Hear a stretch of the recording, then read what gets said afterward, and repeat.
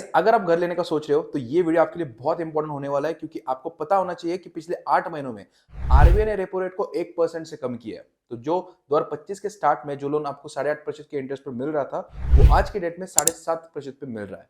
तो इस वीडियो को एंड तक देखिए, ताकि हम लोग सारे जो पहलू है होम लोन से जुड़े हुए वो हम लोग डिटेल में डिस्कस करने वाले हैं। तो इस वीडियो को देखने के बाद मैं आशा करता हूँ कि आपको दूसरा वीडियो देखने की जरूरत ना पड़े। इस तरीके से मैं आपको समझाऊंगा, तो इस वीडियो को बस एंड तक देखिए, ताकि आपके सारे जो डाउट्स है वो क्लियर हो जाए। वैसे तो 1% से रेपो रेट कम हुआ है, लेकिन अभी तक जो बैंक्स है उन्होंने ये जो बेनिफिट है ये कस्टमर को पास ऑन नहीं किया है। लेकिन आप इस वीडियो को एंड तक देखिए, ताकि हम लोग सारी चीजें डिटेल में डिस्कस करेंगे और आपके सारे डाउट क्लियर हो जाएंगे। सबसे पहले ये समझते हैं कि होम लोन होता क्या है। तो जो भी लोन आप अपने रेसिडेंशियल प्रॉपर्टी के लिए लेते हो, उसको होम लोन बोला जाता है। अब रेसिडेंशियल यहाँ पर एक की वर्ड है, क्योंकि यहाँ पर अगर आप कमर्शियल जगह पे कुछ देख रहे हो तो वो होम लोन के अंडर नहीं आता है। होम लोन के अंदर क्या आता है, अगर तीन कैटेगरी के लोग होते हैं बेसिकली, जैसे कि कोई कुछ कुछ लोग जो होते हैं वो अपार्टमेंट में घर खरीदते हैं, कुछ कुछ लोग बना बनाया घर खरीदते हैं, और कुछ लोग होते हैं जो कि खुद की जमीन लेके उस पर अपना जो कंस्ट्रक्शन है वो करके खुद का घर बनाते हैं। तो जो पहले दो कैटेगरीज मैंने आपको बताए, जो कि जिसके अंदर लोग अपार्टमेंट में या तो घर देखते हैं या फिर बना बनाया घर खरीदते हैं, यहाँ पर तो आपको आसानी से लोन मिल जाता है। लेकिन जो तीसरा जो कैटेगरी मैंने आपको बताया कि जहाँ पर जमीन लेके वहाँ पर आपको पूरे पैसे नहीं मिलते। हालांकि ये तीनों जो चीजें मैंने बताई आपको, तीनों कैटेगरीज ये होम लोन के अंडर ही आती है, लेकिन यहाँ पर आपको स्टेज में पैसे मिलते हैं, और इसको ना कंस्ट्रक्शन लोन बोला जाता है मोस्टली। जो मैंने आपको थर्ड कैटेगरी बताई जहाँ पर लोग जमीन लेके खुद का कंस्ट्रक्शन करते हैं, नाम अलग है बस, लेकिन प्रोसेस और ये होम लोन के अंडर ही आता है। तो ये तीन कैटेगरीज है जिसके अंदर होम लोन आता है। दूसरा हम लोग डिस्कस करने वाले होम लोन एलिजिबिलिटी। अब यहाँ पर इससे पहले कि आप घर देखना शुरू करो, आपको सबसे पहले बैंक में जाके ये पता करना जरूरी है कि आप कितने लोन के लिए एलिजिबल हो। अब ये निर्भर करता है तीन चीजों के ऊपर। सबसे पहले एनुअल इनकम।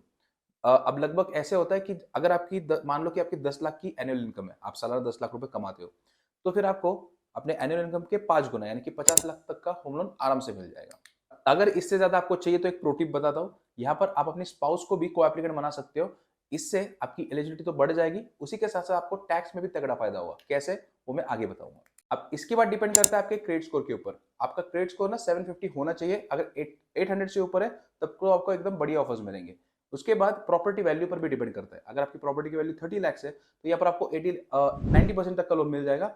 30 से 75 लाख के बीच में तो 80% मिलेगा, और अगर 75 से ऊपर है तो फिर आपको 75% लोन होगा। तो सबसे पहले अपने बैंक के कैलकुलेटर पर जाकर चेक कीजिए कि आप कितने लोन के लिए एलिजिबल हो। अब यहाँ पर ना जैसे आपको पता लग गया कि आपको कहाँ पर घर लेना है, कितने का लेना है, और कितनी अमाउंट के लिए आप एलिजिबल हो, कितने का लोन आपको मिल रहा है, उसके बाद पूरा असली प्रोसेस शुरू होता है। अब यहाँ पर सबसे पहले आपको क्या करना है, आपको मार्केट में जाना है, और ध्यान से सुनना इस बात को, क्योंकि आपको इसको करना है। अब यहाँ पर आप जाओगे बैंक। बैंक आपको ना फॉर्म 16 आपके सारे डॉक्यूमेंट्स लेके जाना है, और आपको बैंक से पूछना है कि मेरा इतना इतना इनकम है, फॉर एग्जांपल मेरी 15 लाख की इनकम है, और तो आप मुझे मैक्सिमम कितने का लोन दे सकते हो। अब अगर वो कहते हैं कि आपको हम 75-80 लाख का लोन दे सकते हैं, तो आपको ना बस उनको बोलना है कि आप मुझे इन प्रिंसिपल सैंक्शन लेटर दे दो, और वो लेके आपको मार्केट में घूमना है। अब जब आप मार्केट में जाओगे बिल्डर के पास, और लेट सपोज आपको कोई प्रॉपर्टी पसंद आई है, वहां पर आप बैठोगे उसके साथ और वो दिखाओगे, तो आप एक सीरियस बायर लगोगे, आप हवा में बातें नहीं कर रहे हो। तो यहाँ पर ना वो काफी ज्यादा आपको पैसे कम भी कर सकता है, क्योंकि आप प्रॉपर सारे डॉक्यूमेंट्स लेके बैठे हो, उनको पता है कि आपको इतना लोन मिलने वाला है। तो यहाँ पर आपके जो चांसेस है वो वहाँ पर आपको डिस्काउंट भी ज्यादा मिल सकता है, और उसके बाद आप एक सीरियस बायर लगोगे। जैसे आपको अगर कोई प्रॉपर्टी पसंद आती है तो छोटा सा टोकन अमाउंट देके आप डील लॉक कर सकते हो। उसके बाद 1 से 2 हफ्ते में रियल प्रोसेस शुरू होगा, जहाँ पर एडवांस यानी कि बयाना देना पड़ता है।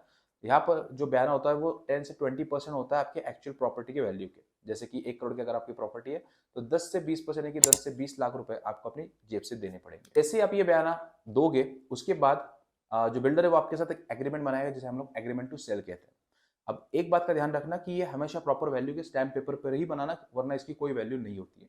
अब वैसे तो इतना बयाना मतलब लीगल नहीं है, लेकिन 90% डील्स मार्केट में ऐसी होती है। पर ना एक चीज आप क्लियर कर लो कि जो बयाना है जो 10 to 20% आपको देना है, उसके लिए बैंक आपको कोई मदद नहीं करने वाला है। तो ये जो 10 से 20 लाख रुपए है वो आपको खुद से अरेंज करने हैं। यहाँ पर आपको कोई मदद नहीं करेगा। तो ये आपके पास उतनी सेविंग, अगर घर देख रहे हो, घर लेने का सोच रहे हो, तो उतनी सेविंग आपके पास होनी ही चाहिए। और उसके अलावा भी साइड में 1-2 लाख 3 लाख जो भी है आपको लगता है आपकी इमरजेंसी, आपके पास इमरजेंसी फंड होना चाहिए, वो भी साइड में होना चाहिए। ऐसा नहीं कि आपके पास ये 10-20 लाख रुपए आ गए तो आपने घर ले लिया, उसके बाद भी आपके पास इमरजेंसी फंड के लिए कुछ पैसा होना चाहिए। जैसे ही आपका एग्रीमेंट टू सेल बन जाता है, उसके बाद उसकी कॉपी लेकर आप बैंक के पास जाते हो और फिर बैंक अपना काम शुरू कर देता है, जिसके बीच 1 से 2 हफ्ते या महीने भर का समय लग जाता है। इस 1 महीने के बीच में ना बैंक एक लॉयर हायर करता है, लीगल वेरिफिकेशन करवाता है, उसके बाद एक इंजीनियर को हायर करवाता है, उसको मतलब उसके द्वारा प्रॉपर्टी की वैल्यूएशन निकलवाता है, देखता है कि सच में जो प्रॉपर्टी आपने खरीदी है उसकी उतनी वैल्यूएशन है या नहीं। अब ये सारा जो काम है वो बैंक करता है, तो आपको टेंशन लेने की कोई जरूरत नहीं है। उसके बाद सारे ड्यू डिलिजेंस के बाद जब बैंक सेटिस्फाई होता है तो वो आपके लोन को अप्रूव कर देता है। फिर आप और सेलर मिलके रजिस्ट्री की डेट फाइनल करते हो और उसके बाद आपको जो डाउन पेमेंट है वो आपको रेडी रखना होता है, जो कि आपको रजिस्ट्री के दिन देना पड़ता है, जो बचा हुआ है।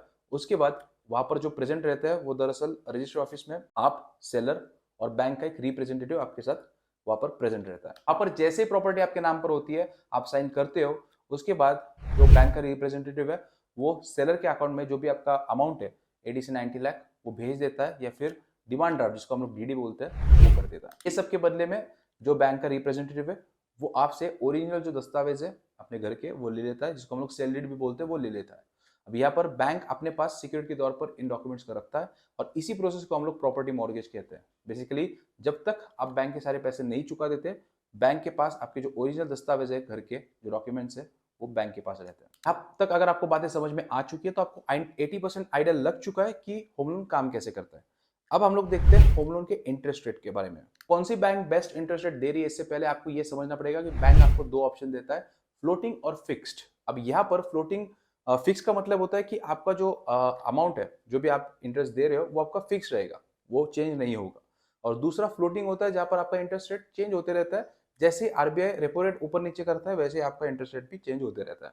लेकिन यहाँ पर बहुत सारे लोगों को यही रिकमेंड करता हूँ कि आपको ना हमेशा फ्लोटिंग रेट के साथ ही जाना चाहिए, क्योंकि फ्लोटिंग रेट जैसे आपने देखा कि अभी पिछले 8 महीनों में लगभग 1% से रेपो रेट कम हुआ है। तो यहाँ पर और भी हो सकता है कि आगे आने वाले समय में रेपो रेट और भी कम हो जाए, तो हो सकता है कि आगे आने वाले समय में जो इंटरेस्ट रेट है वो और भी कम हो जाए। इसलिए हमेशा फ्लोटिंग रेट के साथ ही आपको आगे बढ़ना चाहिए। देखते हैं कि कौन सी बैंक आपको बेस्ट इंटरेस्ट दे रही है, जैसे कि बजाज हाउसिंग फाइनेंस या फिर पीएनबी, कैनरा, एसबीआई, ये आपको 7.5% से भी कम में लोन दे रहे हैं।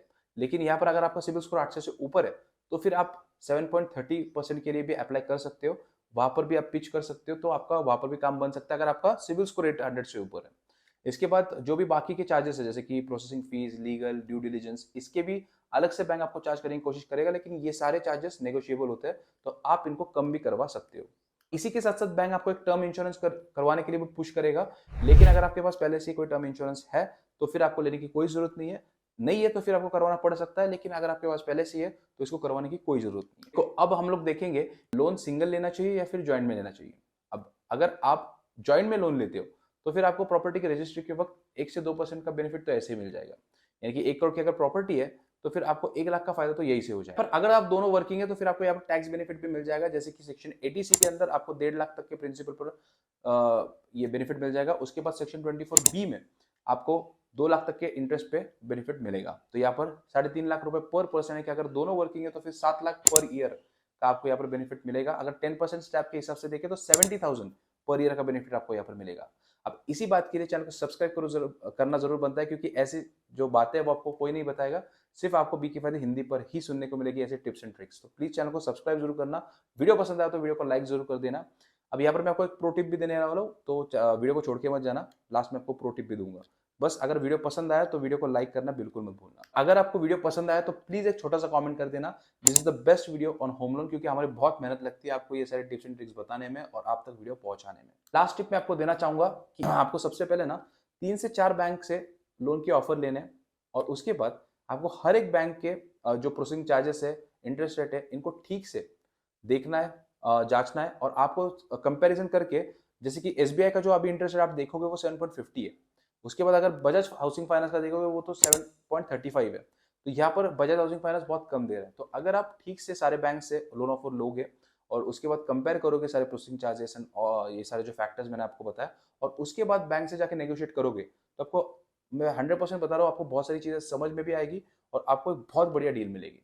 तो ये चीज जरूर करना, आपका बहुत ज्यादा यहाँ पर फायदा जरूर होगा। और अगर वीडियो पसंद आया तो वीडियो को लाइक जरूर कर देना और चैनल को सब्सक्राइब करना मत भूलना।